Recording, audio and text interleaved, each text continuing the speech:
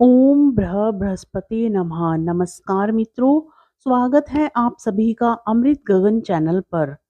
आज हम श्री बृहस्पति देव की संपूर्ण व्रत कथा और आरती का श्रवण करेंगे। कथा को पूर्ण विश्वास और श्रद्धा के साथ पूरा श्रवण करें। भगवान आपकी हर मनोकामना पूरी करे। प्यारे भक्तों, आपसे अनुरोध है कि वीडियो को लाइक और शेयर करें। साथ ही चैनल को सब्सक्राइब भी कर लें ताकि इस प्रकार की धार्मिक कथाएं आप रोजाना श्रवण कर सकें और पुण्य प्राप्त करें। बोलो बृहस्पति देव भगवान की जय। भारतवर्ष में एक प्रतापी और दानी राजा राज्य करा करते थे। वह नित्य गरीबों और ब्राह्मणों की सहायता करता था। यह बात उसकी रानी को अच्छी नहीं लगती थी और ना ही गरीबों को दान देती, ना ही भगवान का पूजन करती थी और राजा को भी दान देने से मना करती थी। एक दिन राजा शिकार खेलने वन को गए थे तो रानी महल में अकेली थी। उसी समय बृहस्पति देव साधु वेश में राजा के महल में भिक्षा के लिए गए और भिक्षा मांगी। रानी ने भिक्षा देने से इनकार किया और कहा, हे साधु महाराज, मैं तो दान पुण्य से तंग आ गई हूँ। मेरा पति सारा धन लुटाते रहते हैं। मेरी इच्छा है कि हमारा धन नष्ट हो जाए, फिर ना रहेगा बांस और ना बजेगी बांसुरी। साधु ने कहा, देवी तुम तो बड़ी ही विचित्र हो। धन संतान तो सभी चाहते हैं, पुत्र और लक्ष्मी तो पापी के घर भी होने चाहिए। यदि तुम्हारे पास अधिक धन है तो भूखों को भोजन दो, प्यासों के लिए प्याऊ बनवाओ, मुसाफिरों के लिए धर्मशालाएं खुलवाओ। जो निर्धन अपनी कुंवारी कन्याओं का विवाह नहीं कर सकते, उनका विवाह करा दो। ऐसे कई काम हैं जिनके करने से तुम्हारा यश परलोक में फैलेगा। परंतु रानी पर उपदेश का कोई प्रभाव न पड़ा। वह बोली, महाराज आप मुझे कुछ ना समझाएं। मैं ऐसा धन नहीं चाहती जो हर जगह बांटती फिरूं। साधु ने उत्तर दिया, यदि तुम्हारी ऐसी इच्छा है तो तथास्तु। तुम ऐसा करना कि बृहस्पतिवार को घर लीपकर पीली मिट्टी से अपना सिर धोकर स्नान करना, भट्टी चढ़ाकर कपड़े धोना। ऐसा करने से आपका सारा धन नष्ट हो जाएगा। इतना कहकर वह साधु महाराज वहां से आलोप हो गए। साधु के अनुसार कही बातों को पूरा करते हुए रानी को केवल 3 बृहस्पतिवार ही बीते थे कि उसकी समस्त धन संपत्ति नष्ट हो गई। भोजन के लिए राजा का परिवार तरसने लगा। तब एक दिन राजा ने रानी से बोला कि हे रानी, तुम यहीं रहो, मैं दूसरे देश को जाता हूँ, क्योंकि यहाँ पर सभी लोग तो मुझे जानते हैं, इसलिए मैं कोई छोटा कार्य नहीं कर सकता। ऐसा कहकर राजा परदेश चला गया। वहां वह जंगल से लकड़ी काट कर लाता और शहर में बेचता। इस तरह वह अपना जीवन व्यतीत करने लगा। इधर राजा के परदेश जाते ही रानी और दासी दुखी रहने लगे। एक बार जब रानी और दासी को 7 दिन तक बिना भोजन के रहना पड़ा तो रानी ने अपनी दासी से कहा, हे दासी, पास ही के नगर में मेरी बहन रहती है। वह बड़ी धनवान है। तू उसके पास जा और कुछ ले आ ताकि थोड़ी बहुत गुजर बसर हो जाए। दासी रानी की बहन के पास गई। उस दिन गुरुवार था और रानी की बहन उस समय बृहस्पतिवार व्रत कथा सुन रही थी। दासी ने रानी की बहन को अपनी रानी का संदेश दिया, लेकिन रानी की बड़ी बहन ने कोई उत्तर नहीं दिया। जब दासी को रानी की बहन से कोई उत्तर नहीं मिला तो वह बहुत दुखी हुई और उसे क्रोध भी आया। दासी ने वापस आकर रानी को सारी बात बता दी। सुनकर रानी ने अपने भाग्य को कोसा। उधर रानी की बहन ने सोचा कि मेरी बहन की दासी आई थी, परंतु मैं उससे नहीं बोली, इससे वह बहुत दुखी हुई होगी। कथा सुनकर और पूजन समाप्त करके वह अपनी बहन के घर आई और कहने लगी, हे बहन, मैं बृहस्पतिवार का व्रत कर रही थी। तुम्हारी दासी मेरे घर आई थी, परंतु जब तक कथा होती है तब तक ना तो उठते हैं और ना ही बोलते हैं, इसलिए मैं नहीं बोली। कहो दासी क्यों गई थी? रानी बोली, बहन तुमसे क्या छिपाऊं, हमारे घर में खाने तक को अनाज नहीं था। ऐसा कहते कहते रानी की आंखें भर आई। उसने दासी समेत पिछले 7 दिनों से भूखे रहने तक की बात अपनी बहन को विस्तार पूर्वक सुना दी। रानी की बहन बोली, देखो बहन, भगवान बृहस्पति देव सबकी मनोकामना को पूर्ण करते हैं। देखो, शायद तुम्हारे घर में अनाज रखा हो। पहले तो रानी को विश्वास नहीं हुआ, पर बहन के आग्रह करने पर उसने अपनी दासी को अंदर भेजा तो उसे सचमुच अनाज से भरा एक घड़ा मिल गया। यह देखकर दासी को बड़ी हैरानी हुई। दासी रानी से कहने लगी, हे रानी, जब हमको भोजन नहीं मिलता तो हम व्रत ही तो करते हैं, इसलिए क्यों ना इनसे व्रत और कथा की विधि पूछ ली जाए, ताकि हम भी व्रत कर सकें। तब रानी ने अपनी बहन से बृहस्पतिवार व्रत के बारे में पूछा। उसकी बहन ने बताया, बृहस्पतिवार के व्रत में चने की दाल और मुनक्के से विष्णु भगवान का केले की जड़ में पूजन करें तथा दीपक जलाएं, व्रत कथा सुने और पीला भोजन ही करें। इससे बृहस्पति देव प्रसन्न होते हैं। व्रत और पूजन की विधि बताकर रानी की बहन अपने घर को लौट गई। 7 दिन के बाद जब गुरुवार आया तो रानी और दासी ने व्रत रखा। गुड़साल में जाकर चना और गुड़ लेकर आई। फिर उससे केले की जड़ तथा विष्णु भगवान का पूजन किया। अब पीला भोजन कहाँ से आए, इस बात को लेकर दोनों बहुत दुखित हुए। चूंकि उन्होंने व्रत रखा था, इसलिए बृहस्पति देव उनसे प्रसन्न थे। इसलिए वे एक साधारण व्यक्ति का रूप धारण कर 2 थालों में सुंदर पीला भोजन दासी को दे गए। भोजन पाकर दासी प्रसन्न हुई और फिर रानी के साथ मिलकर भोजन ग्रहण किया। उसके बाद वे सभी गुरुवार को व्रत और पूजन करने लगी। बृहस्पति भगवान की कृपा से उनके पास फिर से धन संपत्ति आ गई, परंतु रानी फिर से पहले की तरह आलस्य करने लगी। तब दासी बोली, देखो रानी, तुम पहले भी इस प्रकार आलस्य करती थी। तुम्हें धन रखने में कष्ट होता था, इस कारण सभी धन नष्ट हो गया। और अब जब बृहस्पति भगवान की कृपा से धन मिला है तो तुम्हें फिर से आलस्य होता है। रानी को समझाते हुए दासी कहती है कि बड़ी मुसीबतों के बाद हमने यह धन पाया है, इसलिए हमें दान पुण्य करना चाहिए, भूखे मनुष्यों को भोजन कराना चाहिए और धन को शुभ कार्यों में खर्च करना चाहिए, जिससे तुम्हारे कुल का यश बढ़ेगा, स्वर्ग की प्राप्ति होगी और पितृ प्रसन्न होंगे। तब दासी की बात मानकर रानी अपना धन शुभ कार्यों में खर्च करने लगी, जिससे पूरे नगर में उसका यश फैलने लगा। वहीं एक दिन राजा दुखी होकर जंगल में एक पेड़ के नीचे आसन जमाकर बैठ गया। वहीं अपनी दशा को याद करके व्याकुल होने लगा। बृहस्पतिवार का दिन था। एकाएक उसने देखा कि निर्जन वन में एक साधु प्रकट हुए। वह साधु वेश में स्वयं बृहस्पति देवता थे। लकड़हारे के सामने आकर बोले, हे लकड़हारे, इस सुनसान जंगल में तू चिंतामग्न क्यों बैठा है? लकड़हारे ने दोनों हाथ जोड़कर प्रणाम किया और उत्तर दिया, महात्मा जी, आप सब कुछ जानते हैं, मैं क्या कहूँ। यह कहकर रोने लगा और साधु को अपनी आत्मकथा सुनाई। महात्मा जी ने कहा, तुम्हारी स्त्री ने बृहस्पति के दिन बृहस्पति भगवान का निरादर किया है, जिसके कारण रुष्ट होकर उन्होंने तुम्हारी यह दशा कर दी। अब तुम चिंता को दूर करके मेरे कहने पर चलो, तो तुम्हारे सभी कष्ट दूर हो जाएंगे और भगवान पहले से भी अधिक संपत्ति देंगे। तुम बृहस्पतिवार के दिन कथा किया करो। 2 पैसे के चने मुनक्के लाकर उसका प्रसाद बनाओ और शुद्ध जल से लोटे में शक्कर मिलाकर अमृत तैयार करो। कथा के पश्चात अपने सारे परिवार और सुनने वाले प्रेमियों में अमृत व प्रसाद बांटकर आप भी ग्रहण करो। ऐसा करने से भगवान तुम्हारी सब मनोकामनाएं पूरी करेंगे। साधु के ऐसे वचन सुनकर लकड़हारा बोला, हे प्रभु, मुझे लकड़ी बेचकर इतना पैसा नहीं मिलता जिससे भोजन के उपरांत कुछ बचा सकूं। मैंने रात्रि में अपनी स्त्री को व्याकुल देखा है।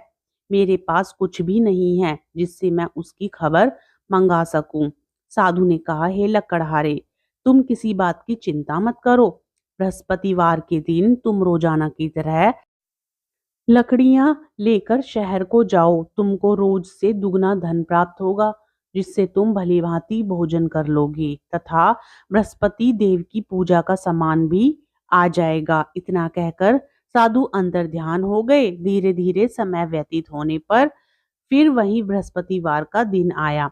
लकड़हारा जंगल से लकड़ी काटकर किसी शहर में बेचने गया। उसे उस दिन और दिन से अधिक पैसा मिला। राजा ने चना गुड़ आदि लाकर गुरुवार का व्रत किया। उस दिन से उसके सभी कलेश दूर हो गए। परंतु जब दोबारा गुरुवार का दिन आया तो बृहस्पतिवार का व्रत करना भूल गया। इस कारण बृहस्पति भगवान नाराज हो गए। उस दिन उस नगर के राजा ने विशाल यज्ञ का आयोजन किया तथा शहर में यह घोषणा करा दी कि कोई भी मनुष्य अपने घर में भोजन न बनाए, न आग जलाए। समस्त जनता मेरे यहाँ भोजन करने आए।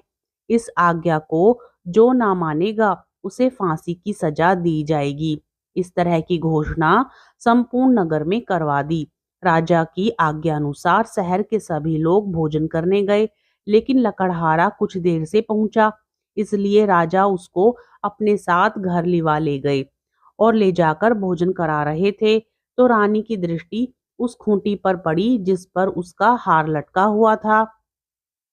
वह वहां पर दिखाई नहीं दिया। रानी ने निश्चय किया कि मेरा हार इस मनुष्य ने चुरा लिया है। उसी समय सिपाहियों को बुलाकर उसको कारावार में डलवा दिया। जब लकड़हारा कारागार में पड़ गया और बहुत दुखी होकर विचार करने लगा कि न जाने कौन से पूर्व जन्म के कर्म से मुझे यह दुख प्राप्त हुआ है, और उसी साधु को याद करने लगा जो कि जंगल में मिला था। उसी समय तत्काल बृहस्पति देव साधु के रूप में प्रकट हुए और उसकी दशा को देखकर कहने लगे, अरे मूर्ख, तूने बृहस्पति देव की कथा नहीं करी, इस कारण तुझे दुख प्राप्त हुआ है। अब चिंता मत कर। बृहस्पतिवार के दिन कारागार के दरवाजे पर 4 पैसे पड़े मिलेंगे। उनसे तू बृहस्पति देव की पूजा करना, तेरे सभी कष्ट दूर हो जाएंगे। बृहस्पति के दिन उसे 4 पैसे मिले। लकड़हारे ने कथा कही। उसी रात्रि को बृहस्पति देव ने उस नगर के राजा को स्वप्न में कहा, हे राजा, तूने जिस आदमी को कारागार में बंद कर दिया है वह निर्दोष है, वह राजा है, उसे छोड़ देना। रानी का हार उसी खूंटी पर लटका है। अगर तू ऐसा नहीं करेगा तो मैं तेरे राज्य को नष्ट कर दूंगा। इस तरह रात्रि के स्वप्न को देखकर राजा प्रातःकाल उठा और खूंटी पर हार देखकर लकड़हारे को बुलाकर क्षमा मांगी तथा लकड़हारे को योग्य सुंदर वस्त्र आभूषण देकर विदा कर दिया। बृहस्पति देव की आज्ञा अनुसार लकड़हारा अपने नगर को चल दिया। राजा जब अपने नगर के निकट पहुंचा तो उसे बड़ा आश्चर्य हुआ। नगर में पहले से अधिक बाग, तालाब, कुएं तथा बहुत सी धर्मशाला, मंदिर आदि बन गई हैं। राजा ने पूछा, यह किसका बाग और धर्मशाला है? तब नगर के सब लोग कहने लगे, यह सब रानी और बांदी के हैं। तो राजा को आश्चर्य हुआ और गुस्सा भी आया। जब रानी ने यह खबर सुनी कि राजा आ रहे हैं तो उन्होंने बांदी से कहा कि हे दासी, देख, राजा हमको कितनी बुरी हालत में छोड़ गए थे। हमारी ऐसी हालत देखकर वह न लौट जाएं, इसलिए तू दरवाजे पर खड़ी हो जा। आज्ञा अनुसार दासी दरवाजे पर खड़ी हो गई। राजा आए तो उन्हें अपने साथ लिवा लाई। तब राजा ने क्रोध करके अपनी रानी से पूछा कि यह धन तुमने कैसे प्राप्त किया? तब उन्होंने कहा, हमें यह सब धन बृहस्पति देव की कृपा से प्राप्त हुआ है। राजा ने निश्चय किया कि 7 रोज बाद तो सभी बृहस्पति देव का पूजन करते हैं, परंतु मैं प्रतिदिन में 3 बार कहानी तथा रोज व्रत किया करूंगा। अब हर समय राजा के दुपट्टे में चने की दाल बंधी रहती तथा दिन में 3 बार कहानी कहता। एक रोज राजा ने विचार किया कि चलो अपनी बहन के यहाँ चलते हैं। इस तरह निश्चय कर राजा घोड़े पर सवार हो अपनी बहन के यहाँ को चलने लगा। मार्ग में उसने देखा कि कुछ आदमी एक मुर्दे को लिए जा रहे हैं। उन्हें रोककर राजा कहने लगा, अरे भाइयों, मेरे बृहस्पति देव की कथा सुन लो। वे बोले, लो, हमारा तो आदमी मर गया है, इसको अपनी कथा की पड़ी है। परंतु कुछ आदमी बोले, अच्छा कहो, हम तुम्हारी कथा भी सुनेंगे।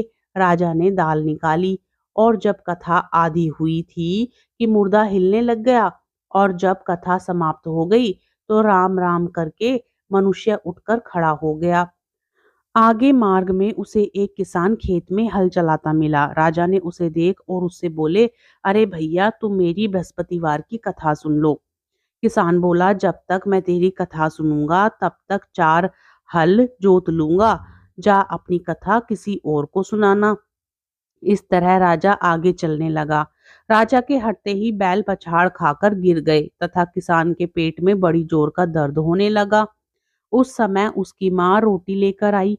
उसने जब यह देखा तो अपने पुत्र से सब हाल पूछा और बेटे ने सभी हाल कह दिया। तो बुढ़िया दौड़ी दौड़ी उस घुड़सवार के पास गई और उससे बोली कि मैं तेरी कथा सुनूंगी, तू अपनी कथा मेरे खेत पर चलकर ही कहना।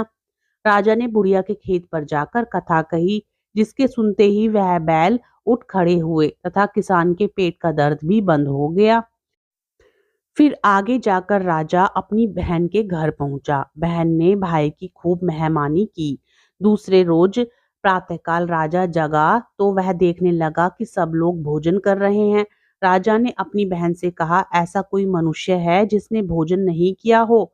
मेरी बृहस्पतिवार की कथा सुन ले। बहन बोली, हाँ भैया, यह देश ऐसा ही है कि पहले यहाँ लोग भोजन करते हैं, बाद में अन्य काम करते हैं। अगर कोई पड़ोस में हो तो देख आऊं। वह ऐसा कहकर देखने चली गई, परंतु उसे कोई ऐसा व्यक्ति नहीं मिला जिसने भोजन ना किया हो। अतः वह एक कुम्हार के घर गई, जिसका लड़का बीमार था। उसे मालूम हुआ कि उनके यहाँ 3 रोज से किसी ने भोजन नहीं किया है। रानी ने अपने भाई की कथा सुनने के लिए कुम्हार से कहा। वह तैयार हो गया। राजा ने जाकर बृहस्पतिवार की कथा कही, जिसको सुनकर उसका लड़का ठीक हो गया। अब तो राजा की प्रशंसा होने लगी। एक रोज राजा ने अपनी बहन से कहा कि हे बहन, हम अपने घर को जाएंगे, तुम भी तैयार हो जाओ। राजा की बहन ने अपनी सास से कहा। सास ने कहा, हाँ चली जा, परंतु अपने लड़के को मत ले जाना, क्योंकि तेरे भाई के कोई औलाद नहीं है। बहन ने अपने भैया से कहा, हे भैया, मैं तो चलूंगी, पर कोई बालक नहीं जाएगा। राजा बोला, जब कोई बालक नहीं चलेगा तब तुम ही क्या करोगी? बड़े दुखी मन से राजा अपने नगर को लौट आया। राजा ने अपनी रानी से कहा, हम निर्वंशी हैं, हमारा मुंह देखने का धर्म नहीं है और कुछ भोजन आदि नहीं किया। रानी बोली, हे प्रभु, बृहस्पति देव ने हमें सब कुछ दिया है, वह हमें औलाद अवश्य देंगे। उसी रात को बृहस्पति देव ने राजा से स्वप्न में कहा, हे राजा, उठ, सभी सोच त्याग दे, तेरी रानी गर्भ से है। राजा की यह बात सुनकर बड़ी खुशी हुई। 9वें महीने में उसके गर्भ से एक सुंदर पुत्र पैदा हुआ।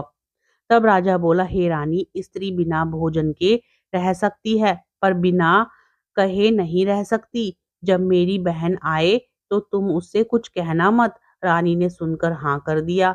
जब रानी की बहन ने यह शुभ समाचार सुना तो वह बहुत खुश हुई तथा बधाई लेकर अपने भाई के यहाँ आई। तब रानी ने कहा, घोड़ा चढ़कर तो नहीं आई, गधा चढ़ी आई। राजा की बहन बोली, भाभी, मैं इस प्रकार ना कहती तो तुम्हें औलाद कैसे मिलती? बृहस्पति देव ऐसे ही हैं, जैसी जिसके मन में कामनाएं हैं सभी को पूर्ण करते हैं। जो सद्भावना पूर्वक बृहस्पतिवार का व्रत करता है एवं कथा पढ़ता है अथवा सुनता है और दूसरों को सुनाता है, बृहस्पति देव उसकी सभी मनोकामना पूर्ण करते हैं। भगवान बृहस्पति देव उसकी सदैव रक्षा करते हैं। संसार में जो मनुष्य सद्भाव से भगवान जी का पूजन व्रत सच्चे हृदय से करते हैं तो उनकी सभी मनोकामनाएं पूर्ण करते हैं। जैसी सच्ची भावना से रानी और राजा ने उनकी कथा का गुणगान किया तो उनकी सभी इच्छाएं बृहस्पति देव जी ने पूर्ण की थी। इसलिए पूर्ण कथा सुनने के बाद प्रसाद लेकर जाना चाहिए। हृदय से उसका मनन करते हुए जयकारा बोलना चाहिए। बोलो बृहस्पति देव की जय, भगवान विष्णु की जय। जय बृहस्पति देवा, ओम जय बृहस्पति देवा। छिन छिन भोग लगाऊं, कदली फल मेवा। ओम जय बृहस्पति देवा। तुम पूर्ण परमात्मा, तुम अंतर्यामी, जगत पिता जगदीश्वर, तुम सबके स्वामी। ओम जय बृहस्पति देवा। चरणामृत निज निर्मल, सब पातक हरता। सकल मनोरथ दायक, कृपा करो भरता। ओम जय बृहस्पति देवा। तन मन धन अर्पण कर, जो जन शरण पड़े। प्रभु जो जन शरण पड़े। प्रभु प्रकट तब होकर, आकर द्वार खड़े। ओम जय बृहस्पति देवा, दीन दयाल दयानिधि, भक्तन हितकारी। स्वामी भक्तन हितकारी, पाप दोष सब हरता, भव बंधन हारी। ओम जय बृहस्पति देवा, सकल मनोरथ दायक, सब संशय हारो। स्वामी सब संशय हारो। विषय विकार मिटाओ, संतन सुखकारी। ओम जय बृहस्पति देवा, जो कोई आरती प्रेम सहित गावे। स्वामी प्रेम सहित गावे। जेठानंद आनंद कर, सो निश्चय पावे। ओम जय बृहस्पति देवा, जय बृहस्पति देवा। सब बोलो विष्णु भगवान की जय।